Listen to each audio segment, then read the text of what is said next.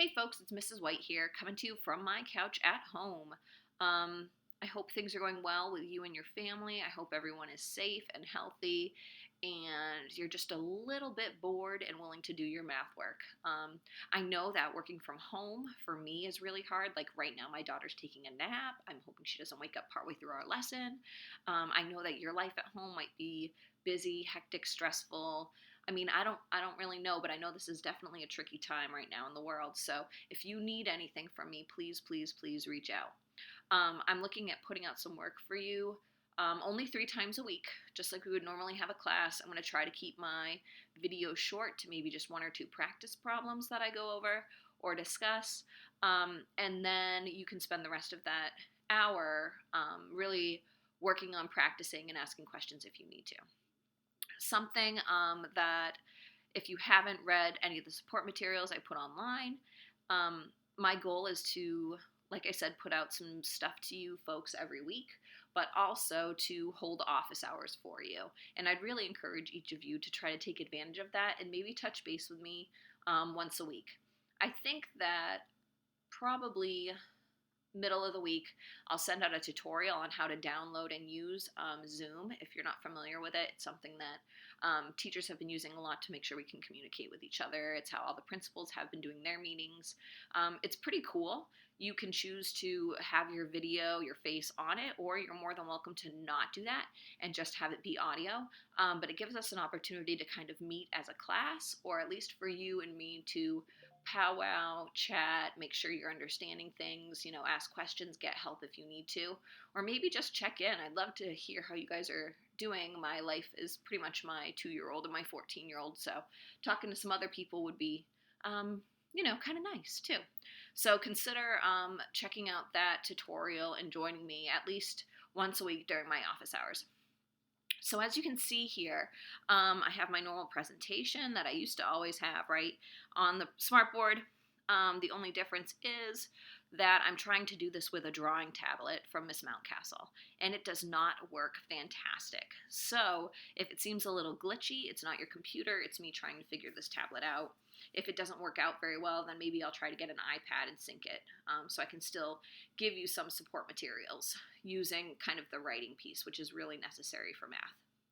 So in this little video, we're going to review a couple factoring problems. You can see it. We'll go over it like the sit and begin. You can feel free to pause it and pull out your Flipbooks and try it on your own. But if you haven't really thought about factoring polynomials for like 2 weeks, then maybe you should just watch. Okay? I don't know why that mouse is doing that. That's weird. So, okay, we're going to go with it. So we'll go over these first. We'll take a look at the homework problems that were technically due on Monday of the following week, and then we'll talk about our practice activity. It's a maze. It is linked on my homework site, but I also have it linked on the Google Classroom. You can choose to print it out and complete it that way, or if you want to do it on separate paper, just make sure you include work on both things. This point forward, every time you submit something, you need to submit work also. Please and thank you. So, your homework / practice work / work, what you're working on in your off time a little bit for this class is going to be to finish this maze that we're going to talk about today. So let's start off with the sit and begin. It's been a while since we factored. I get that. So my advice to you is right now, pull out your Flipbook. If you don't have it handy dandy, pause the video. If you don't have it at home at all, you need to contact Mr. Campbell and try to get your hands on it. Because what we're looking at is next week, having you folks take a test, but allowing you to use one side of one page of handwritten notes. And that, you want to have your binder, you want to have your Flipbook to be able to put down examples or notes for yourself to be able to use on that test. Okay? So hopefully you've taken a second, you've gotten that out. Let's take a look at this problem. I notice first it's 2 pieces, and I notice it's a difference. So I already have an idea of what strategy I might use here. But I want to remind you that before I pick any of those strategies, I have to always, always, always, always greatest common factor it. And that's where we take this equation and we see what we can divide out of both sides. So if I look over here, okay, 162, and this is a 2, I can definitely divide a 2 out of both. Okay? This has a w to the 4th and an n to the 4th. Since those variables aren't the same, I can't do anything with that. So I'm going to do some division here. 162 divided by 2. Well, 160 cut in half is 80. 2 cut in half is 1. So I'm going to be left with 81 w to the fourth. Minus, well, 2 divided by 2 is 1. So just n to the fourth. Okay? So at this point, there's nothing else I could GCF out of it. I do want to remember or remind myself to put this in parentheses with a 2 over here. Okay? So now I'm going to look, again, 2 parts. It's a difference, so it could either be a difference of squares or a difference of cubes. And hopefully you were thinking that same thing. If everyone was around, I'd say, how do we make that determination if it's squares or cubes? And maybe someone would raise their hand and they would say, Mrs. White, what you need to do is you need to look at your 2 exponents. Okay? If your exponents are divisible by 2, both of them, then it could be a difference of squares. If you look at your exponents and they're divisible by 3, then it would be a difference of cubes potentially. Okay? So if I look here, 4 and 4 are my exponents. They're both divisible by 2. So I'm going to check and see if it's a difference of squares. I'm going to pull a square on the outside. And I'm going to square root both of these pieces. So square root of 81 is 9. Square root of w to the fourth is w squared. Okay, so I have a 9w squared with a squared on the outside. And then I'm going to see if I can square root this n to the fourth, okay, which means I'm pulling a squared on the outside also. So square root of n to the fourth, or what times itself is n to the fourth, is n squared. So because this works, folks, okay, that means it is a difference of 2 squares. So that's all well and good. I'm going to bring down my 2. Now I would use my Flipbook to determine what that shortcut is. And hopefully you've taken a look at it now too. Okay, we're going to treat this piece like A, this piece like B, and we're going to put it into its factored form. Okay, now the shortcut for this is that you do A plus B and A minus B. Okay, so we're going to do, instead of A, we're going to put 9w squared plus, instead of B, I'm going to put n squared times, and since I did adding, the next one's going to be A minus B. 9w squared minus n squared. So I'm going to look here. Everything's looking good so far. Okay. Now I look at each of these pieces, because here's the dilemma, folks. You may feel like after you said, oh, it's a difference of squares, perfect, I did this and I brought down my 2, I'm done. You can have multiple strategies in the same problem, okay? And I hear probably a collective heavy sigh from everyone. I get that. These can be tricky. So I'm going to look in my parentheses. If there's a power higher than 1, that means I might be able to do something. So I notice each of these powers are divisible by 2, right? They're both squares. Is there such a thing as a sum of squares? Take a second, look at your Flipbook. Hopefully you all are saying, no, there's not, because there isn't. So that means the 2 simplified. This is as simplified as we can get it right now. If I look over here, I see a power of 2, a power of 2, and a minus. Is there such a thing as a difference of 2 squares? And hopefully you're saying, yes, Mrs. White, we just did one, okay? Because we did. So that means I'm going to take this problem, okay? I'm going to see if I can pull a squared out of each piece. So I'm going to square root my 9, 3. I'm going to square root my w squared, w. I'm going to square root my n, n squared, which is n, okay? Hopefully this is feeling familiar. All right, because this worked, that means this is a difference of 2 squares. So I'm going to treat my first piece. Get this. Okay, over here is A. This is B. I'm going to bring down my 2. I'm going to bring down my 9w squared plus n squared, because there was no simplifying that one. And then now, instead of bringing this down, I'm going to do a difference of squares again. And if you remember from our last previous piece, we do A plus B, A minus B in parentheses. So I'm going to set that up. I'll do the plus here. I'll do the minus here. Instead of A plus B, I'm going to do 3w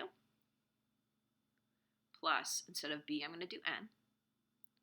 And then over here, I'm going to do A minus B. I'm going to do 3w minus n. Each of these have a power of 1. So I can't simplify it any further. Here is my answer. Ooh, that circle was bad. But you know what I'm saying, right? Because this tablet's rough for me. Let's come over to this problem. Okay, the sim begins taking a while. The rest of the video won't take as long. Okay, so looking here, I see that it's 2 pieces. I'm going to ask myself first, can I GCF it? So is there any constants that these two things have in common that I can divide out, or any variables? So this has a coefficient of 1 and a coefficient of 8. So there's nothing I can divide from that. I have an x to the 6th and a y to the 6th, and even though they have the same exponents, they're different variables, no dividing out of that. So there's nothing I can do to GCF this. So now I'm going to look, it's two pieces, it's a sum. So your only option here is that it's a sum of two cubes or it's prime. So again, think back to this problem here, right? We look at our exponents. Are these exponents, it can't be a sum of squares because there's no such thing. Are these exponents divisible by 3? And your answer is yes. So this could be, okay, folks, this could be a sum of cubes. So I'm going to do just like before, except I'm going to pull a cube on the outside and another cube on the outside. And I'm going to cube root each piece. So here I have x to the 6th. What times itself 3 times, okay, is going to give me a power of 6. And I'm going to put in here x squared because I want you to remember our exponent power here when we have a power to a power is that we multiply. So really you could say what times itself 3 times is going to be this, but you could also say, what times 3 is going to give me the 6 because that's our exponent property here. So that makes the y easy, right? It's a 6, it's divisible by 3, so I'm really going to have a y squared in here. Now the cube root of 8, if this could not be cube rooted, and I couldn't change it and put it here, then I would write prime in nice big letters, right? Because it means that I cannot factor it. However, 8 is a perfect cube. It is 2 times 2, which is 4, times 2 again, which is 8. So I'm going to stick a 2 in there. Okay? So because I could rewrite it like this is a sum of 2 cubes. A sum of 2 cubes. So I have to look into my Flipbook now. Again, take your time if you need to. Okay? Go find it in there. I'm going to treat this like my A piece. I'm going to treat this like my B piece. And our shortcut, if it's a sum, is that we're going to do A plus B first. It's going to be a binomial. Then we're going to do a trinomial, 3 parts, where we have A squared, and then an AB, and then a B squared here. So let's just get going on it, okay? It's a plus here, so our first one's going to be a plus right here. Instead of A, I'm going to put x squared. Instead of B, I'm going to put 2y squared. Instead of a squared here, I'm going to do x squared times x squared. And if you need to write that down, write it down. X squared times x squared. And our exponent property there would be we're multiplying like bases, so we add our powers. So it's going to become an x to the 4th. Next, if this is a plus, our next sign here has to be a minus. And we're going to do a times b. So we're going to do x squared times 2y squared. So I'm going to put 2, because 1 times 2 is 2, and then x squared times y squared, I can't combine them. I'm just going to leave them as they are. And then my last piece is always added because it's going to be b squared, and anything times itself is a positive. So I'm going to do b times b, or 2y squared times 2y squared. Well, 2 times 2 is going to give me a 4. Y squared times y squared, again, I'm multiplying bases, so I add the 2 squareds. I'm going to have y to the 4th. Now you're going to look quickly here. I notice this is 2 pieces. I notice it's an addition problem. Okay, so I'm checking to see can I simplify it further because the exponents aren't 1. Now, both these exponents are squared, right? So I'm thinking, is it a sum of squares? And hopefully in your head you're like, no, Mrs. White, it's not because there's no such thing. So this can't be simplified. And this is in terms of 2 variables, so we're not going to worry about simplifying that either. We're going to circle it. Oh, better circle, yes. And we're good, okay? So this was a nice little review of difference of squares, which happened twice, and this was a nice little review of sum of cubes, okay?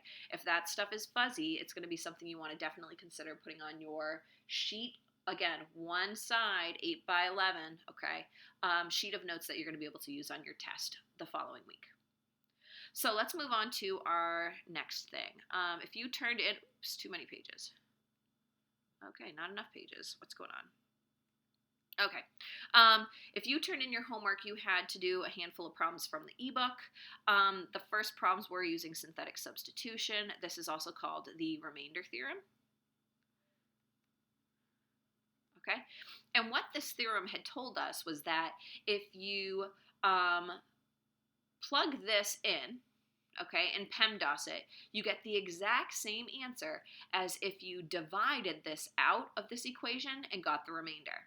So to get this 71, we could do synthetic substitution, okay, which is the same thing as synthetic division, where we put our -5 in a box and we go through and solve this, and whatever the remainder is, which in this case would be 71, is our answer.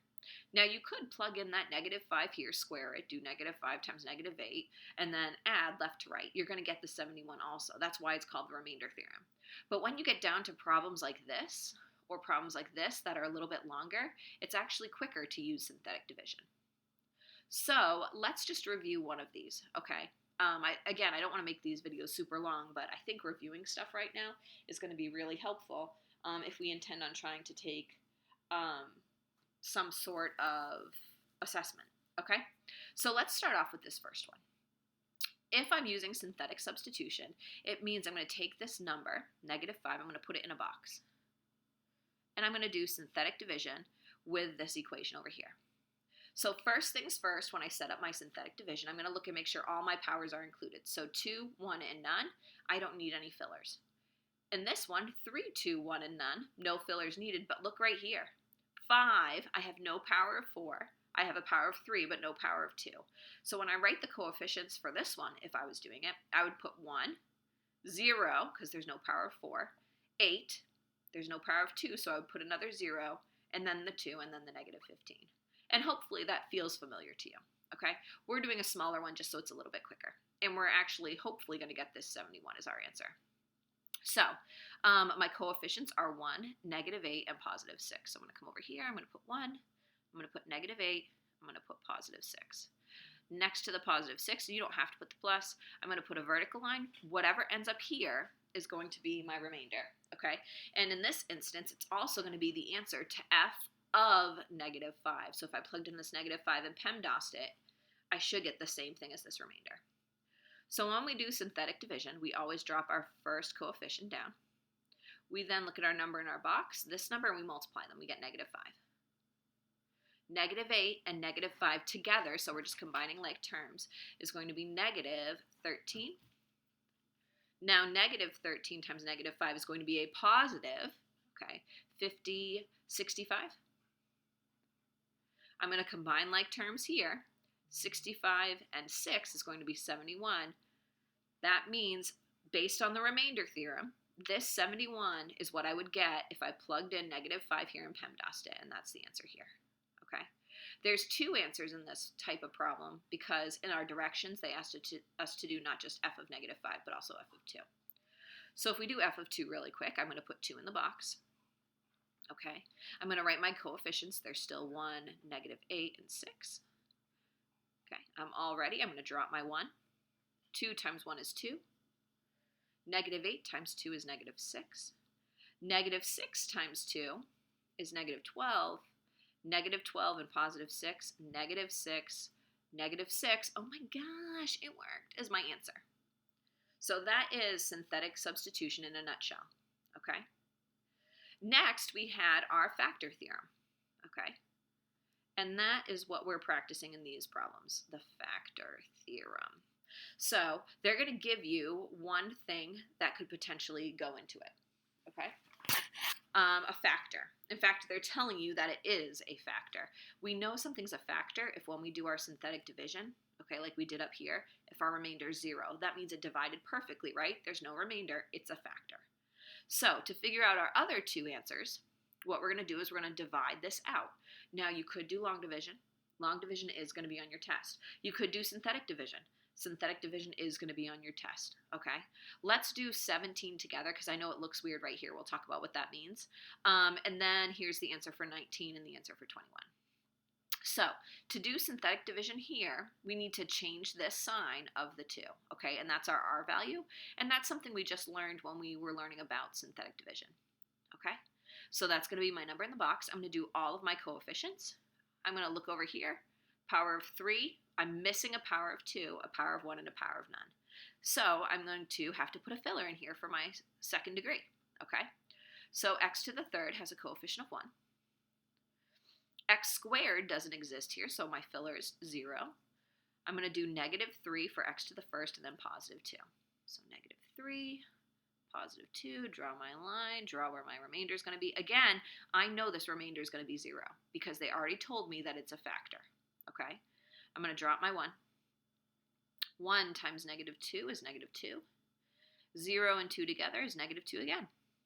Negative 2 times negative 2 is a positive. 2 times 2 is 4. Positive 4 times negative 3, positive 1. Positive 1 times negative 2 is negative 2. Oh my gosh, 0 is a remainder. Again, we knew that was going to happen because it's a factor.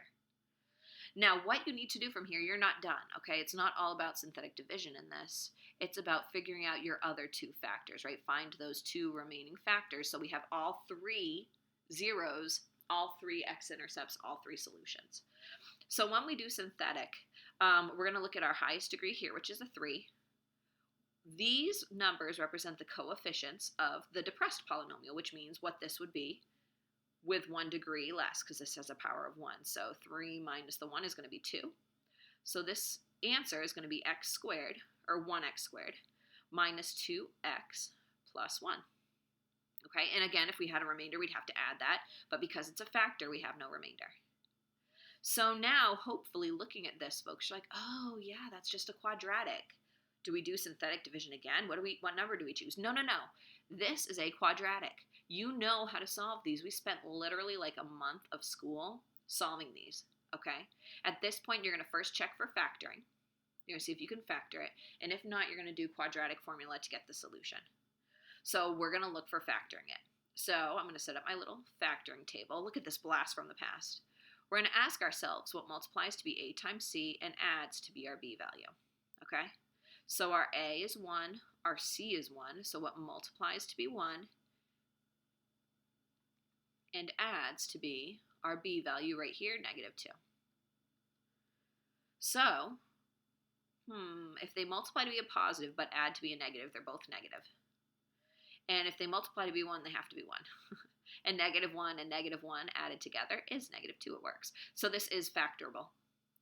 So I don't remember how often we did it in class. There's a shortcut for this. If you have a leading coefficient that's 1, you can just put this into its factored form by putting an x first and then each of these numbers in each of the corresponding parentheses. And I'll review that in a second, but we're going to go longhand here just because if you were doing a different one and you didn't have a leading coefficient of 1, then you'd have to remember how to actually factor. So to actually factor this, we're going to write down our A term. Okay, we're going to write this. We're going to split our B. We're going to expand it into 2 pieces. So I'm going to use these 2 numbers as my new coefficients for the B because when I add them, they equal this. I'm just creating an equivalent equation. I'm just expanding it out. So negative 1x, and then I'm going to bring right down my C, plus 1. Now that I'm here, okay, it's 4 pieces. 4 pieces, even in the work we're doing right now, means that you would group, right? If you have an even amount of pieces, and there's a lot, you're going to group them up and GCF each piece. So out of both of these pieces can come an x squared over x. I do 2 minus 1, and I get just x. Negative 1, and the x's cancel, so just x minus 1. I want this parentheses to match this, and they're really close right now, right? This is x minus 1. This is technically negative x plus 1. I do have to pull something out. I'm going to pull out a negative 1, and that's going to just change my signs. So I put a minus 1 here. I have x, because those cancel. Positive over negative is a negative, and 1 over 1 is 1. So if I look, my 2 outside pieces here, x minus 1, right? X minus 1. And then I put my repeat parentheses, which is also x minus 1. Okay? So that's actually my 2 other zeros, right? X minus 1 and x minus 1. Now, x minus 1 squared just means you do x minus 1 times x minus 1. It's the exact same thing as what we have down here. Okay? It's a repeat root is what we would call that. Now, again, I want to refresh your memory on that shortcut. My leading coefficient is 1. If it's 1, I don't have to expand it. If you like to do that and it works for you every time, do it, okay? I don't want to rock that boat. But if you notice its leading coefficient is 1, and make sure you check for it, you could just say, all right, one of them is going to be x and then a minus 1. And my other one is going to be using this number, x minus 1 again, okay? That shortcut is really handy, but can only be used when your A is 1. I'm saying that over and over because I don't want you to forget. I don't want you to make a mistake. So we've reviewed the factor theorem. Oops. Okay, we've reviewed the remainder theorem. We talked about a couple different ways to factor. So let's talk about the practice that I want you to do over the next couple days. This is just a screenshot from half of the page. It really just continues down here. This is what I want you to work on. So you're going to start on this box here. Okay.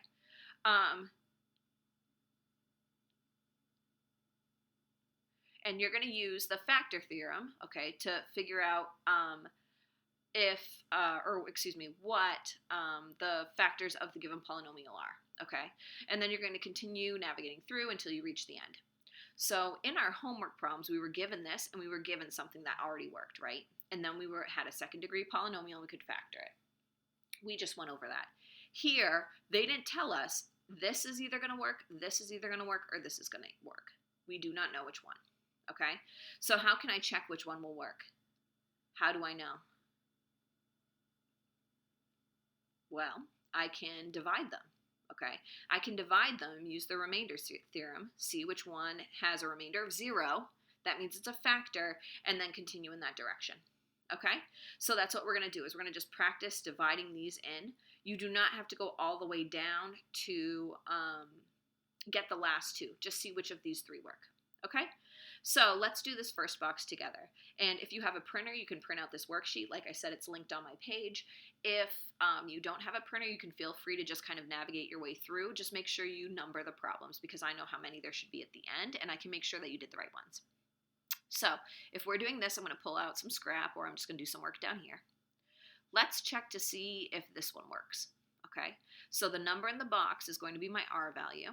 Okay, I'm actually going to use +4. Remember, we changed the sign when we're dealing with dividing it with a factor. This is a power of 3, 2, 1, and none. I don't need any fillers. My first coefficient is 1, then -2, -11, and 12. So 1, -2, -11, and 12.